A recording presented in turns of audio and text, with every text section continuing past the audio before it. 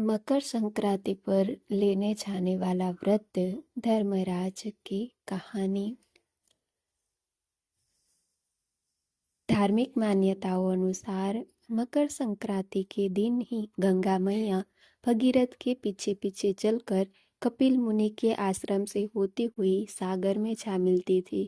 कहते हैं कि इस दिन भगवान विष्णु ने असुरों का अंत किया था। साथ ही इस पर्व की एक कहानी धर्मराज से भी जुड़ी है, जिससे इस पर्व में जरूर पढ़ना चाहिए या सुनना चाहिए।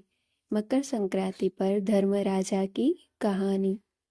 एक समय जब पृथ्वीलोक पर बब्रुवाहन नामक एक राजा हुआ करता था। उसके राज्य में किसी चीज की कमी नहीं थी। इसी राज्य में एक हरिदास नामक ब्राह्मण भी निवास करता था, जिसका विवाह गुणवती से हुआ था, जो कि बहुत ही धर्मवती एवं पतिव्रता महिला थी। गुणवती ने अपना पूरा जीवन सभी देवी देवताओं की उपासना में लगा दिया और वह सभी प्रकार के व्रत करती थी और दान धर्म भी किया करती थी। इसके अलावा अतिथि सेवा को वह अपना धर्म मानती थी। ऐसे ही ईश्वर की उपासना करते हुए वह वृद्ध हो गई।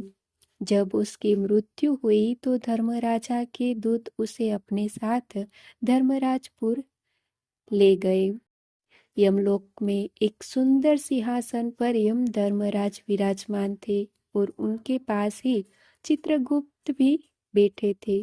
चित्रगुप्त जब धर्मराज को प्राणियों का लेखा जोखा सुना रहे थे, तभी यमदूत गुणवती को लेकर पहुंचे। गुणवती यमराज को देखकर थोड़ी भयभीत हुई और मुंह नीचे करके खड़ी हो गई। फिर चित्रगुप्त ने गुणवती को ब्यौरा निकाला और उसके बारे में धर्मराजा को बताया। धर्मराजा ने गुणवती का पूरा ब्यौरा देखा और वे प्रसन्न हुए, लेकिन फिर भी उनके मुख पर थोड़ी सी उदासी भी छाई हुई थी। यह देखकर गुणवती ने पूछा, हे प्रभु, मैंने तो अपने जीवन में काल में सारे सत्कर्म ही किए, फिर भी आपके मुख पर उदासी छाई है। इसका कारण क्या है?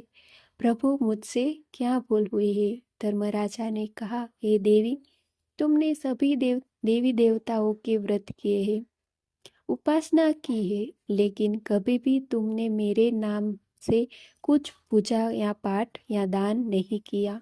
धर्मराजा की बात सुनते ही गुणवती क्षमा याचना करने लगी और कहने लगी, हे प्रभु, मुझे आपकी उपासना के बारे में कुछ पता नहीं है। कृपा करके मुझे ऐसा उपाय बताइए प्रभु, जिससे सभी मनुष्य आपकी कृपा के पात्र बन सके। मैं आपके मुख से आपकी भक्ति का मार्ग सुनना चाहती हूँ और मेरी कामना है कि मृत्यु लोक पर वापस जाकर मैं आपकी भक्ति करूं और सभी लोगों को इस बारे में बताऊं। धर्मराजा ने बताया, जिस दिन सूर्यदेव उत्तरायण में प्रवेश करते हैं, यानी मकर संक्रांति के दिन मेरी पूजा शुरू करनी चाहिए और उस दिन से लेकर पूरे 1 साल तक मेरी पूजा करते हुए एक कथा सुननी चाहिए। साथ ही मेरी पूजा करने वाले व्यक्ति को धर्म के इन 10 नियमों का पालन अवश्य करना चाहिए। धीरज रखना यानी संतुष्ट रहना, अपने मन को वश में रखना और सभी को क्षमा करना, किसी प्रकार का दुष्कर्म नहीं करना, मानसिक और शारीरिक शुद्धि का ध्यान रखना, अपनी इंद्रियों को वश में रखना, बुरे विचारों को अपने मन में न लाना, पूजा पाठ और दान पुण्य करना, व्रत करना और व्रत की कहानी सुनना, सच बोलना और सभी से अच्छा व सच्चा व्यवहार करना, क्रोध न करना।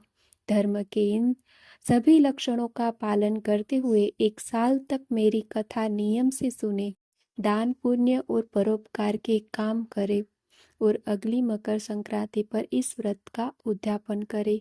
इसके बाद मेरी एक मूर्ति बनाकर विधि विधान से प्राण प्रतिष्ठा करवाकर हवन पूजन करे और साथ ही चित्रगुप्त की भी पूजा करे और काले तिल के लड्डू का भोग लगाए।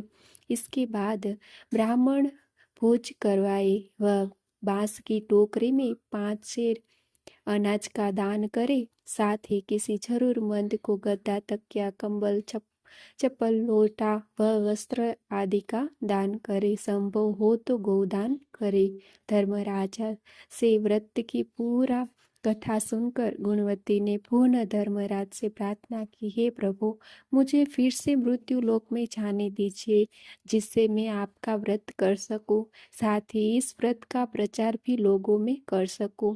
इस पर यमराज ने गुणवती को धरती लोक पर फिर से जाने दिया। धरती पर वापस आकर गुणवती ने धर्मराज का द्वारा बताए गए व्रत के बारे में अपने पति देव को बताया। मकर संक्रांति आते ही गुणवती और अब उसके पति ने ये व्रत शुरू कर दिया। इसी व्रत के प्रभाव से उन पर धर्मराजा की कृपा हुई और उन्हें मोक्ष की प्राप्ति हुई।